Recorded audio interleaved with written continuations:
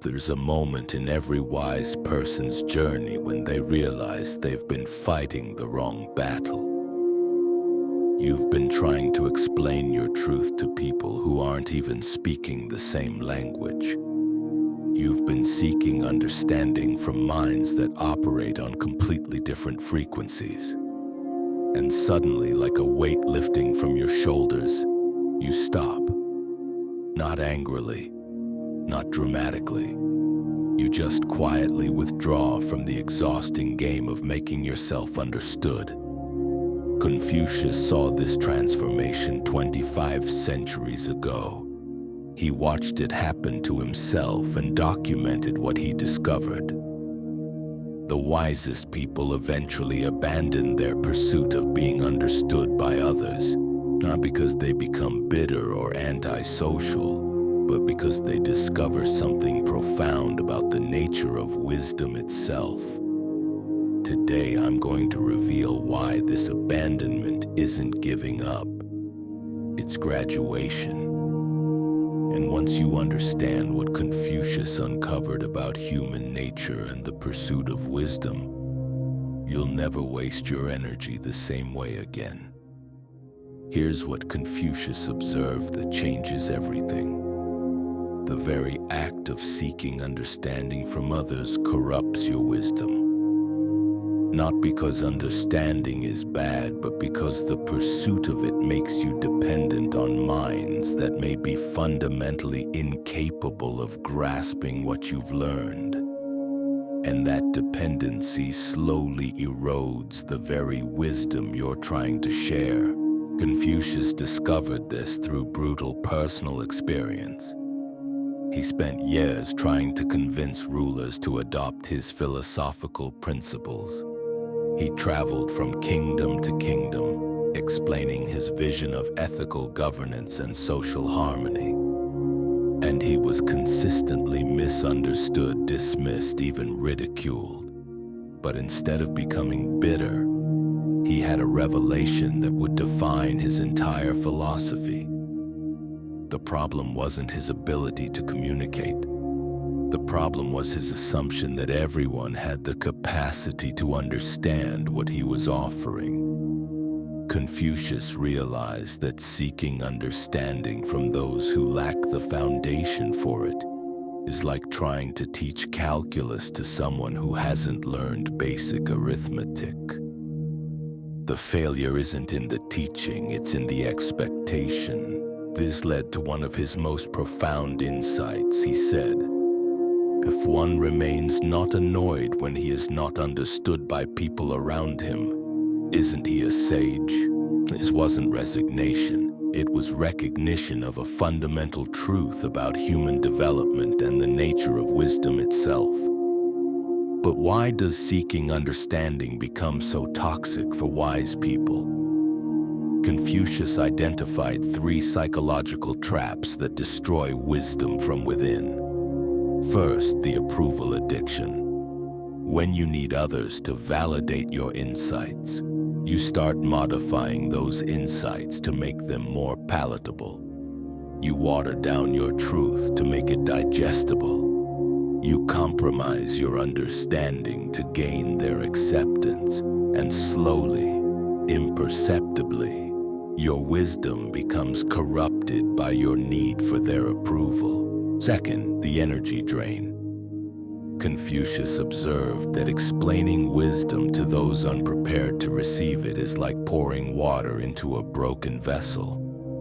The effort is enormous, the results are minimal, and you end up exhausted while achieving nothing. The wise person's energy is finite and precious. Wasting it on futile attempts at communication leaves nothing for the actual cultivation of wisdom. Third, the distortion effect. When you constantly try to translate your understanding into terms others can grasp, you start thinking in those simplified terms yourself. You begin to doubt your own deeper insights because they don't fit into the boxes that others can understand. Your wisdom becomes constrained by the limitations of those you're trying to reach. Confucius saw this happening to scholars and sages throughout history. They would develop profound insights, then spend their lives trying to convince others of their truth.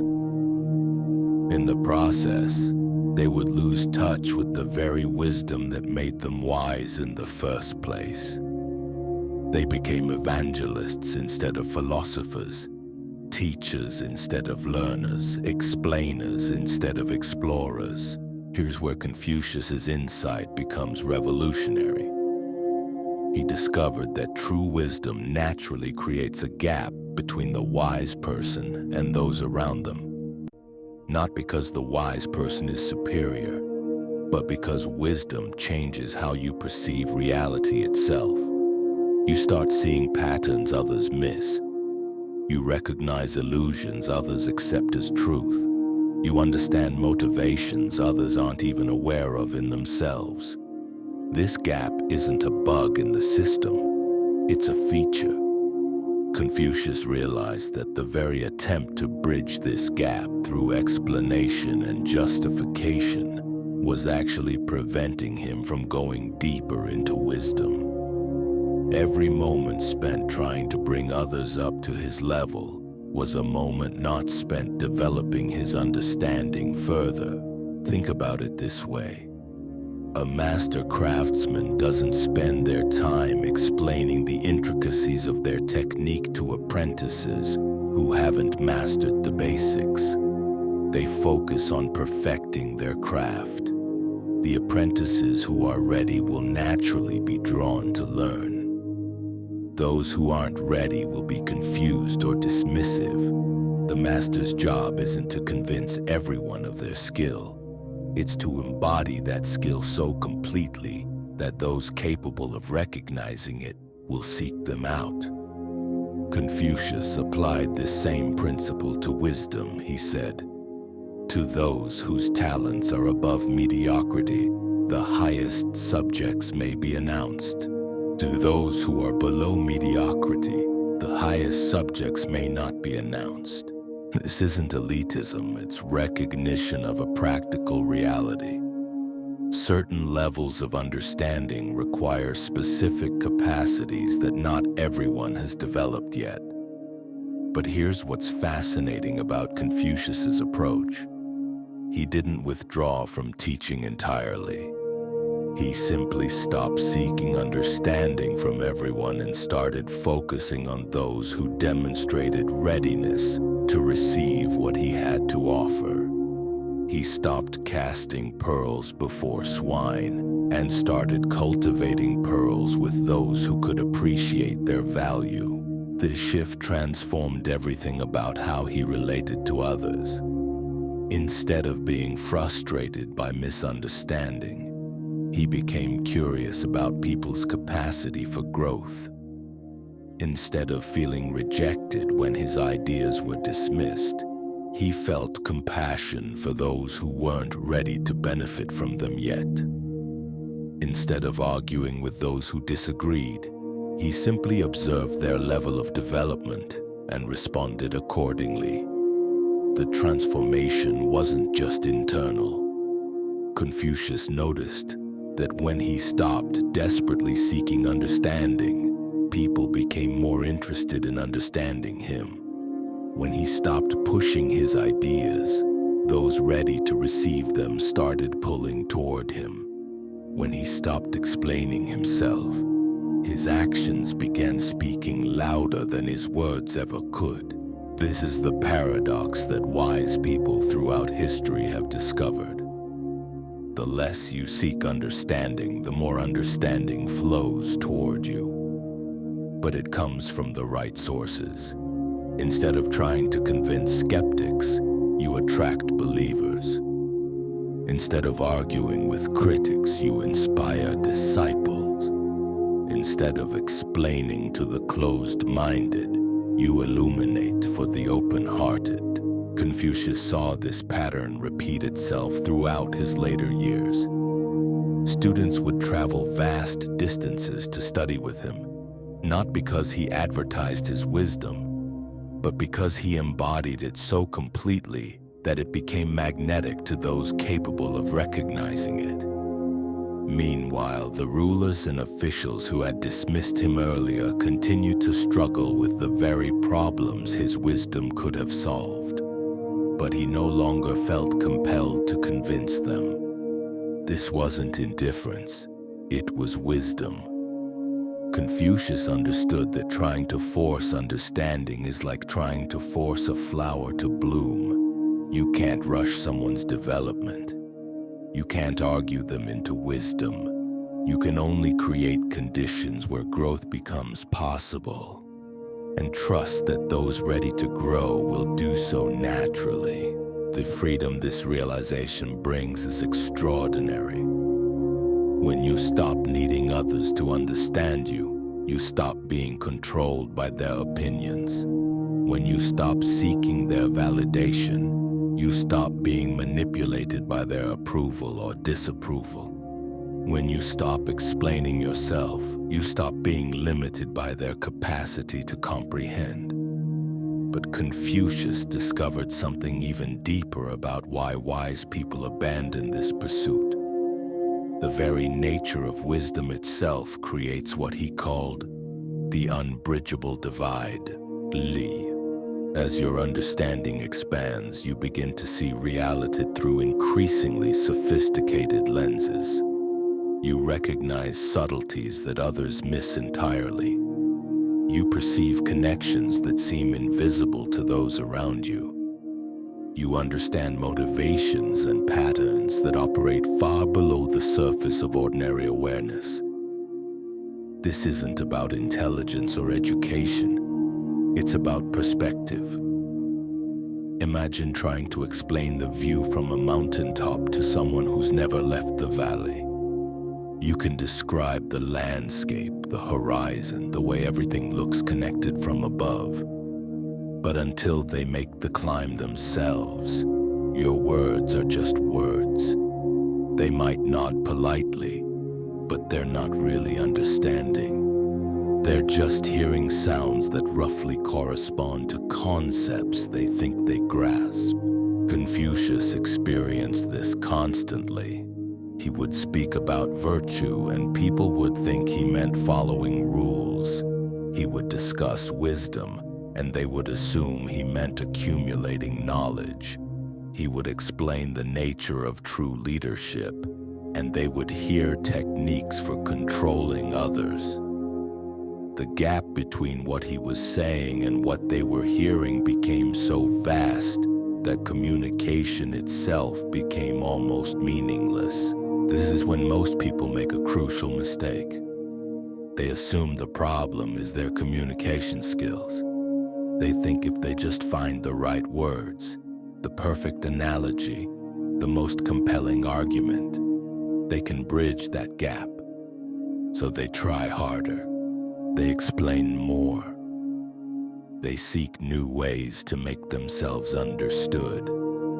And in doing so, they fall into what Confucius recognized as the greatest trap of all. The trap is this. When you spend your energy trying to translate profound truth into digestible concepts for unprepared minds, you start losing touch with the profound truth itself. You begin thinking in terms of what can be easily explained rather than what is actually true. Your insights become constrained by other people's capacity to understand them. Your wisdom gets filtered through their limitations until it's no longer wisdom at all. Confucius watched brilliant philosophers destroy their own understanding this way.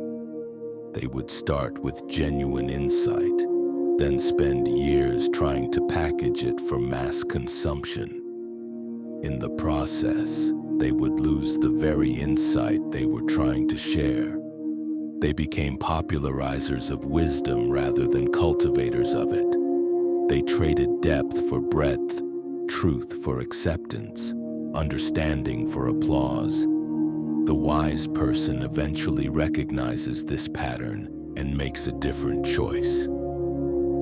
They stop trying to bring everyone along and start focusing on their own continued development. They realize that their primary responsibility isn't to be understood by others, but to understand reality as clearly as possible themselves. This shift changes everything about how they engage with the world. Instead of seeking platforms to explain their insights, they seek experiences that deepen those insights. Instead of looking for audiences to convince, they look for teachers who can challenge them. Instead of trying to prove their wisdom to skeptics, they use their wisdom to navigate their own life more skillfully. The energy that once went toward external validation now flows toward internal cultivation. This doesn't mean they become hermits or stop engaging with others entirely, but their engagement becomes radically different. They speak when speaking serves a purpose, not when they need to be heard. They share insights with those who demonstrate readiness to receive them, not with everyone who happens to be listening. They teach through example rather than explanation, through presence rather than preaching. Confucius discovered that this approach actually makes you more effective, not less. When you stop desperately seeking understanding, you start attracting the kind of understanding that actually matters. The people who are drawn to you are those who can genuinely benefit from what you have to offer. The conversations you have are with minds capable of real exchange rather than one-sided explanation sessions. But there's something even more profound happening here.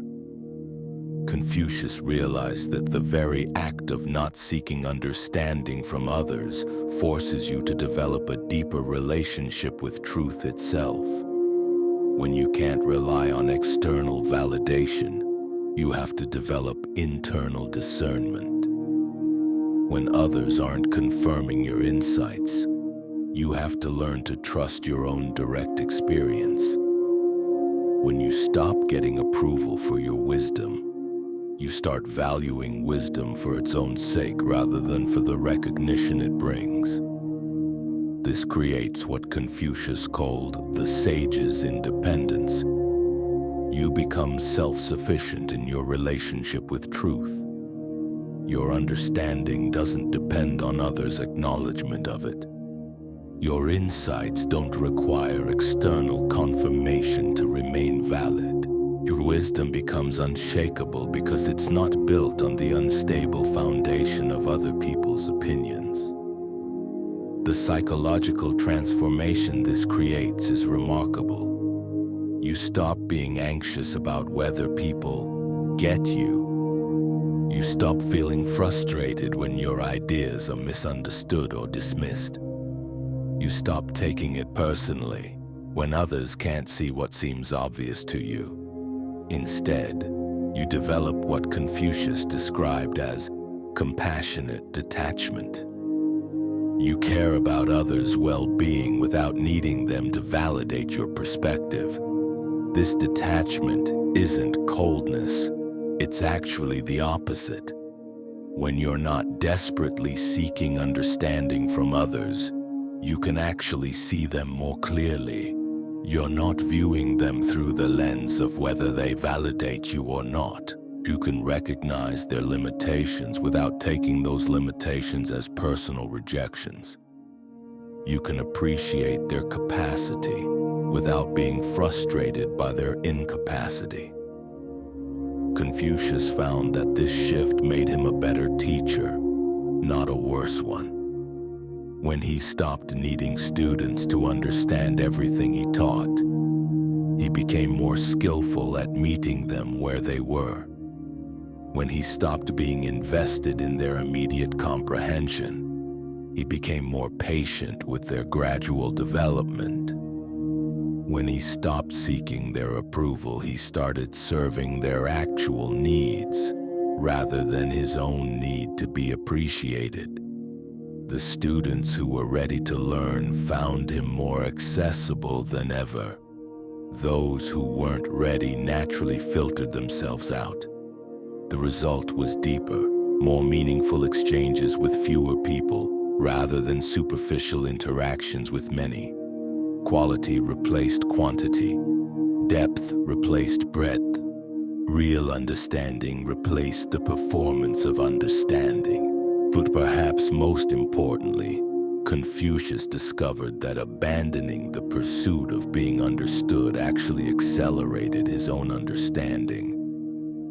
When you're not constantly explaining what you think you know, you have more mental space to explore what you don't know.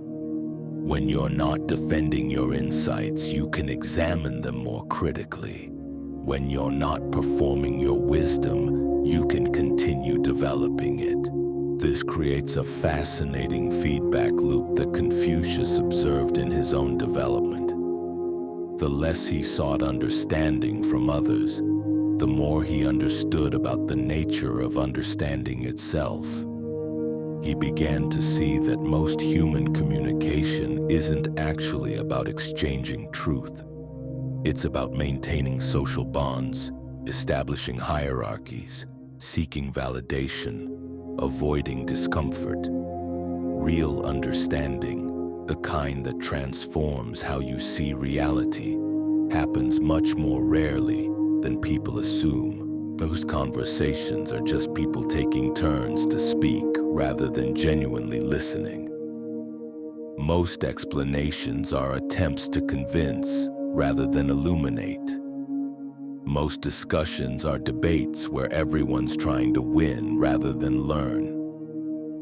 Confucius recognized that participating in these pseudo-exchanges of understanding was actually preventing him from experiencing the real thing. When he stopped trying to make himself understood in these superficial ways, he created space for deeper forms of communication to emerge. He found himself having profound exchanges with a handful of prepared minds while remaining completely misunderstood by the masses. And he realized this was exactly how it should be. Wisdom isn't democratic. Truth isn't determined by popular vote. Understanding can't be manufactured through clever explanations. Here's where Confucius made a discovery that most people find disturbing. He realized that the majority of human beings live their entire lives without ever truly understanding anything profound. Not because they're stupid or bad, but because they're operating from a level of consciousness that simply can't access deeper truths. They're like people trying to appreciate a symphony while wearing earplugs. The music is there, but they lack the capacity to receive it. This isn't a judgment, it's an observation. Confucius saw that people exist at different levels of psychological development, and each level has its own limitations. Someone operating from pure self-interest can't genuinely comprehend selfless action. Someone driven by ego gratification can't truly understand humility.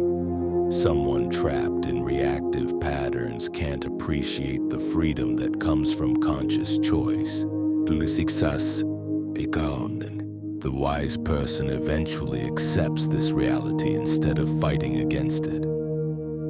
They stop trying to convince the self-interested to be selfless, the egotistical to be humble, the reactive to be conscious. Not because they don't care, but because they understand that real transformation happens through inner development, not external persuasion.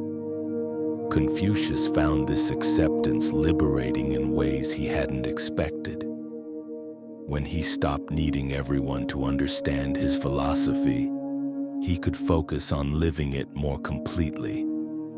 When he stopped explaining virtue to those who couldn't recognize it, he could embody virtue more fully. When he stopped defending wisdom to those who dismissed it, he could cultivate wisdom more deeply. This shift created what he called the sage's solitude. Not physical isolation, but psychological independence. You become comfortable being misunderstood because you're no longer defining yourself through others' comprehension of you. You develop an inner circle of understanding that doesn't require external validation to remain intact. But here's what's remarkable about this solitude. It actually makes you more connected to reality, not less. When you're not constantly filtering your perceptions through what others might think, you start seeing things as they actually are. When you're not translating your experiences into explanations for others, you can experience them more directly. When you're not performing your insights for an audience, you can explore them more honestly.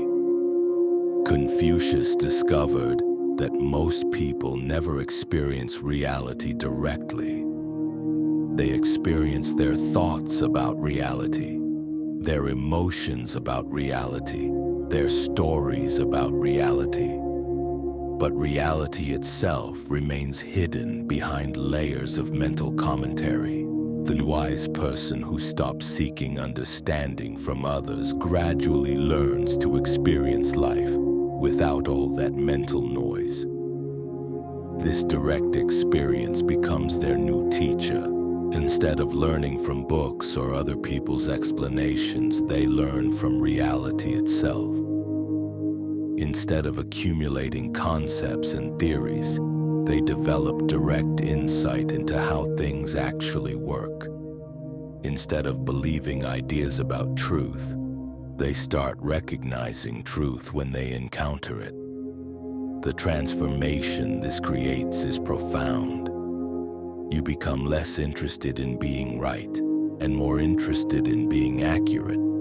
You care less about winning arguments and more about understanding situation. You stop needing to prove your wisdom and start using your wisdom to navigate life more skillfully. Confucius noticed that this shift made him much more effective in practical matters. When he stopped trying to convince rulers to adopt his political philosophy, he became better at understanding political dynamics. When he stopped explaining his insights about human nature, he became more skillful at reading people and situations. When he stopped performing wisdom, he started embodying it. The people around him began to notice something different, though they couldn't always articulate what it was. He seemed more present, more centered, more genuinely helpful. His responses to situations became more appropriate and effective. His advice, when he chose to give it, carried more weight. His presence itself became instructive in ways that his explanations never had been. This is when Confucius understood why the ancient sages had always seemed so mysterious to ordinary people. It wasn't that they were trying to be cryptic or exclusive. They had simply reached a level of understanding that naturally transcended conventional communication. Their wisdom couldn't be packaged into explanations because it wasn't conceptual. It was experiential, embodied, lived. The sage speaks through their being more than their words. They teach through their presence more than their explanations. They influence through their example more than their arguments. This isn't a strategy they choose. It's the natural result of no longer being dependent on others' understanding for their sense of identity and purpose. Confucius began to see that seeking understanding from others is actually a form of spiritual materialism. You're trying to accumulate validation for your insights the same way others accumulate wealth or status. You're using your wisdom as a tool for getting something from others, rather than letting wisdom transform you from within. When you abandon this pursuit, wisdom stops being something you have and starts being something you are. It's no longer a collection of insights you've gathered, but a way of being that emerges naturally from your level of development. You don't possess wisdom. Wisdom possesses you. And when that happens, the need for others to recognize or validate it simply disappears. This creates what Confucius called the invisible influence. The wise person affects their environment not through what they say, but through what they are.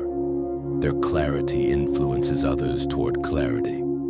Their peace influences others toward peace. Their wisdom influences others toward wisdom. But this influence operates below the level of conscious recognition. Most people can't identify what's happening, but they feel the effect. The wise person becomes like water, Confucius observed. Water doesn't argue with rocks about the best path down a mountain. It simply flows around obstacles, gradually wearing them away through persistent, gentle pressure. It doesn't announce its power. It demonstrates it through quiet, consistent action. This is why wise people eventually stop trying to convince others and start focusing on their own continued transformation.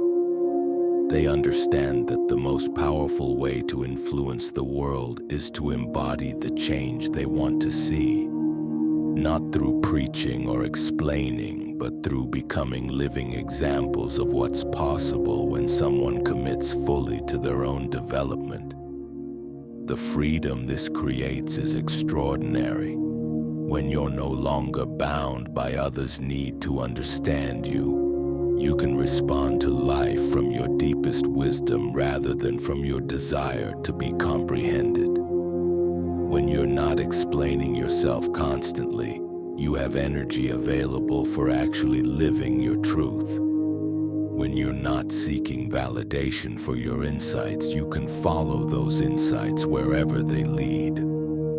Confucius found that this freedom allowed him to explore dimensions of understanding that he'd never accessed while he was still trying to make himself understood. He could sit with paradox without needing to resolve it for others. He could embrace uncertainty without having to appear confident for his audience.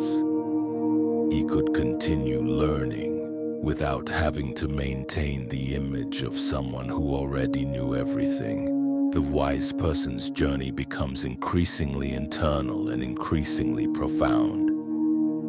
They're no longer performing wisdom for others, but cultivating it for its own sake. They're no longer explaining truth, but living it more completely. They're no longer seeking understanding, but becoming understanding itself. This is Confucius's ultimate warning and his ultimate gift. The pursuit of being understood by others will eventually limit your capacity to understand reality itself. But when you abandon that pursuit, you open yourself to levels of wisdom that most people never imagine are possible. You stop being a teacher of wisdom and start being wisdom in action. You stop explaining truth and start embodying it so completely that explanation becomes unnecessary. The path Confucius walked 25 centuries ago is the same path every awakening soul must eventually travel. The moment you recognize that seeking understanding from others is actually preventing you from understanding yourself, everything shifts. You stop explaining your truth and start living it. You stop defending your wisdom and start deepening it. You stop performing your insights and start embodying them. This isn't abandonment of others. It's graduation from the need for their validation. It's the recognition that your highest service to humanity isn't making yourself understood by everyone, but becoming so clear in your own understanding that those ready to receive wisdom will naturally find you. Like Confucius discovered, the wise don't broadcast their truth to the masses. They embody it so completely that it becomes magnetic to prepared minds. If you've been feeling that pull to stop explaining yourself, to withdraw from the exhausting game of seeking understanding, Confucius would tell you this is your wisdom calling. Your soul recognizing that it's time to focus on cultivation rather than communication. Time to develop depth rather than breadth. Time to become wisdom rather than simply teaching it.